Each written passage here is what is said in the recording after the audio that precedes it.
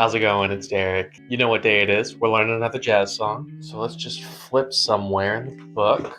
And okay, looks like we're learning Thou Swell by Richard Rodgers and Lorenz Hart. So we are in E flat. We got 3 flats. We're in 4/4, and I don't know. I see a fair amount of accidentals. We'll see how it goes. I also see the song is kind of split in two. The first half has repeats around it, and the back half has repeats around it, but they look kind of similar. So it's like A-A-B-B. I don't know. We'll see how that plays out. Anyway, we'll start where we always do with the chords. So we've got an F minor, 7, and we are in E flat. So,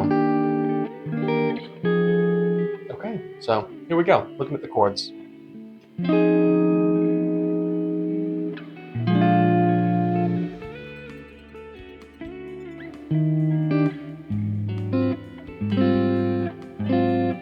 Okay, so I hit this A flat 13, which I'm pretty sure is that.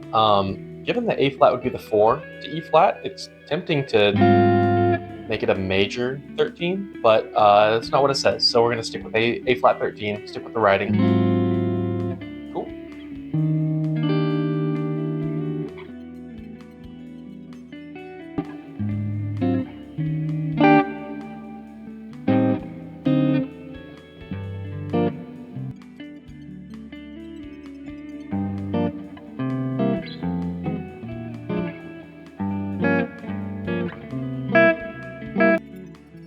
Okay, so the chords aren't too bad. It's mostly like full measure chords or like split. And so in terms of like tempo, it says medium upswing, whatever that means. Realistically, tempo is probably going to be more determined on like how I do on the melody here. But yeah, I'm gonna hit the chords a couple more times. Nothing too crazy here, just like, I don't know, the biggest curveballs, I guess, would be like this A minor 7 flat 5 to a D 7 flat 9. But that flat 5 and flat 9 are the same note, so it's kind of, it feels right to play. It's that note right there, so. And so it just feels transitional, that's all. So I'm gonna hit them a couple more times.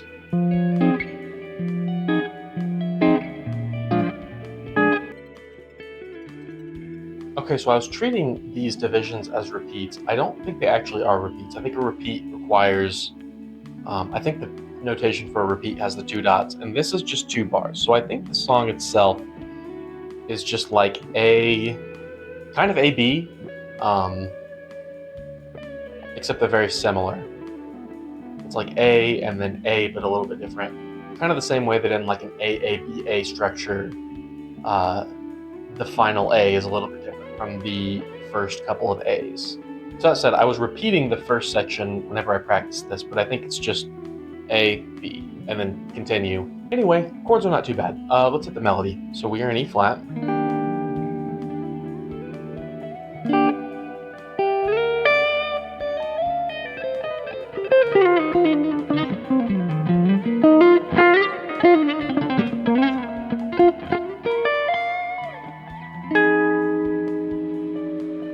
Okay, so our scale is here.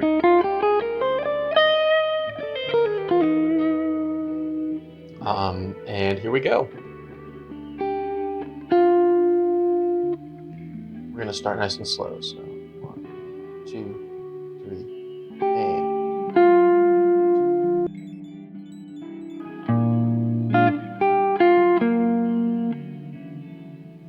Okay.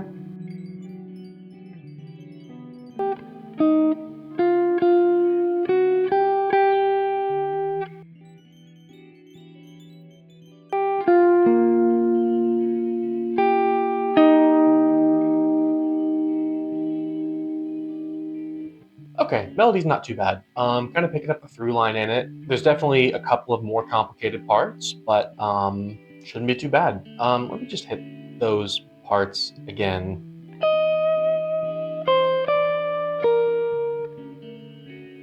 Okay, so one of them, we have the same thing happening in the first and second parts. And it's basically just a rhythmic thing. It's a tie from one measure to another measure, but it also goes down a line. So it's kind of hard for me to like trace that correctly. And then it goes into an accidental note, but I think it's just a chromatic walk up.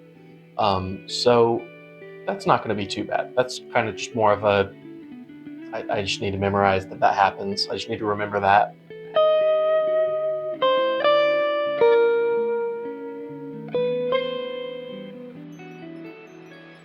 Okay, so yeah, a little bit of chromatic stuff happening there, but melodically it makes sense, so it shouldn't be too bad. And then the next one is just another set of accidentals. We kind of fall out of E flat, which happens, but the melody does that as well, so I need to hit that.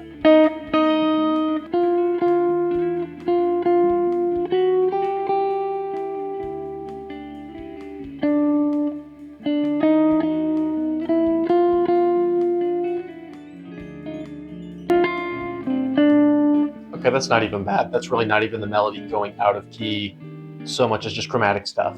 Cool, well I'll hit that a few more times and then we should have it. Thou swell.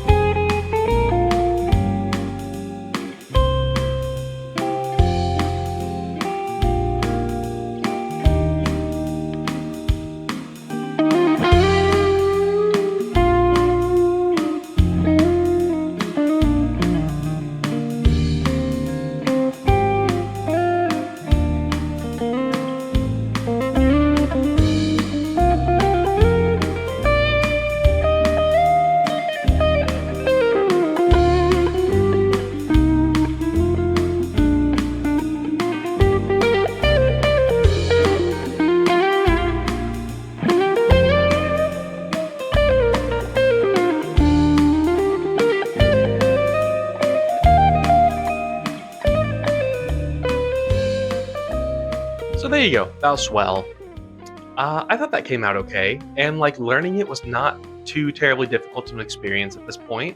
I listened to the recording by Oscar Peterson, and I feel like, I mean, with all of these as a through line of the fact that my tempos are going to be, well, I was going to say slower, but kind of more compressed even, because I think with I Got It Bad and That Ain't Good, I ended up being a little bit faster. So I think just the top end and the low end of tempos that the professionals are doing these at is probably just like I'm either doing it a little bit slower or a little bit faster in towards that central area. I mean, that of course has to do with my inexperience and the fact that like I'm learning these from sight, and so I haven't spent a ton of time on them yet before I'm making these recordings.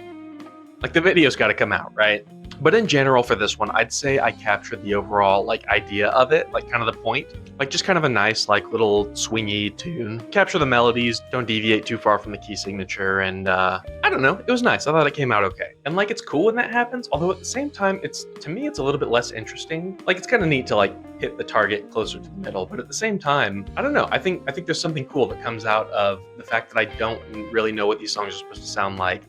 And so my interpretation comes out a little bit differently based on my background and my experience and that kind of thing. My skill level, looking at you, Miss Anne. But that said, if you made it this far in the video, maybe you know something about jazz, maybe you care about jazz as a genre, and so I have a few questions for you, and please chime in the comments. I would love to hear your perspectives. So the first is on this idea of interpretation. Like, I know jazz, like, as an umbrella genre is pretty far-reaching, pretty wide, like a lot of other umbrella genres are. Like, country and rock don't just mean like a single thing. But at the same time, like, these songs are more than just a lead sheet. They're more than just chords and notes on a page. There's definitely artist influence and genre style that comes into these. And there's a lot of that you can take out of the notes and the chords on the page.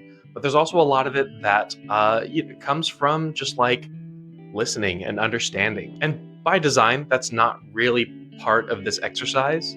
Like, it kind of is, and that I listened to the recording afterward. But I would love to know, is this type of thing, not the exercise itself, but the differences in interpretation in these like really classic jazz standards, is that like a normal thing? Is that something that's like maybe frowned upon by the community or something like that? Part of the reason that I ask that is because I watched Adam Neely's video on Wayne Shorter that came out a few years ago, actually. I've done a couple of his songs so far, and he's really caught my attention as someone whose pieces I really like. So I've done El Gaucho and I've done ESP, and Adam's video is on Infinize. But more than that, it's on Wayne Shorter's ability to just craft really beautiful like harmonies. I mean, obviously with his melodies, like he's a really great saxophone player, but the way that these chords work together and flow together is really like kind of captivating. And I didn't catch that at first, especially with ESP. Whenever I listened to the recording, it was really fast and upbeat and really like it just felt really scattered. And then whenever I watched Adam's video,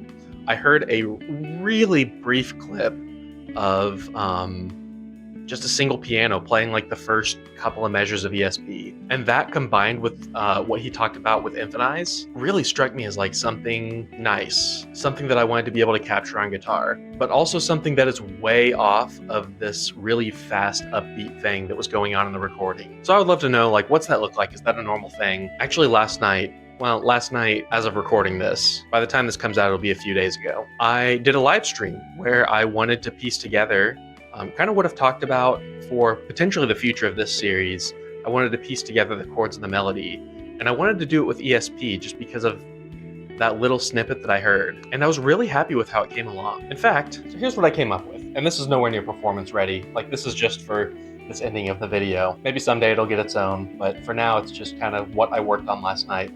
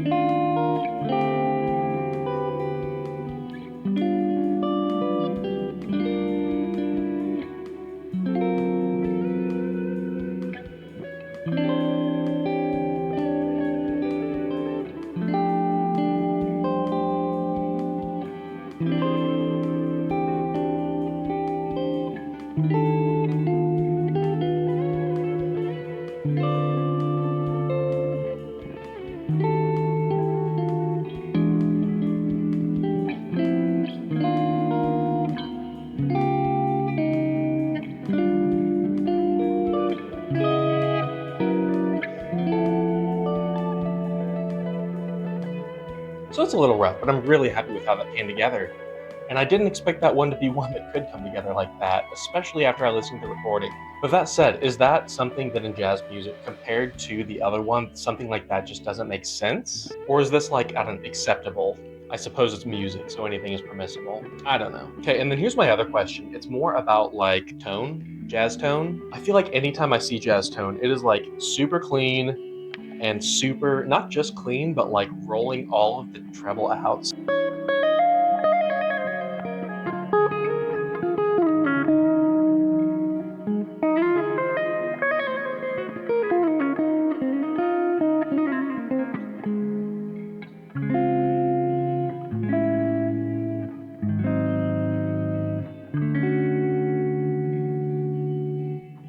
I don't know. I mean, that's like as like rolled back as I could get this as far as tone goes, without like changing the settings of my box. But it seems like that's a thing, and that just feels really odd to me because like two extremely prominent instruments in jazz are the trumpet and the saxophone. You've got Wayne Shorter and Miles Davis, for example. And those are two very present instruments, right? They're really able to like pierce through, and like their tone is just really like, yeah, present. And so I guess I just wonder, like, why does the guitar sit back so much? Is it like we're just trying to get rid of our ego type of thing? Like, it feels like you could really bring in some high end and even like some gain into it, and it could be really cool. Now, I don't know, maybe it'd be cheesy, but I feel like it could be done well. I do have one theory on that, and that is the fact that guitar is a very special instrument with special abilities. Like, you can do what I just did with ESP on it. You can't really do that so much on something like a saxophone or a trumpet. You have a single note you're working with at a time. And so maybe that tone just works better for something like that. Whereas what the guitar can't do as well, that the trumpet and the saxophone can do, is crescendo. And definitely that piercing, really present tone seems like it works really well with a nice, like, long crescendoing note. I don't know, that's like what I've come up with a little bit of thinking about it that I've done, but I would love to hear more on that. If you're a jazz person, I'd love to hear your perspective on that and just like what's going on there. Anyway, I mentioned that I live streamed recently. I might be doing that more. And probably what I'll be doing with these is putting more songs like that together in that way. I also did Autumn Leaves last night. Just songs that I like already know. I kind of already know how they're supposed to go together. And that way it doesn't ruin the whole going in blind idea with this format. So if you're into that type of thing, feel free to come hang out. And if you made it this far in the video, hit that like button. I would really appreciate it. Consider subscribing if you're into this type of thing. And I will see you in the next one.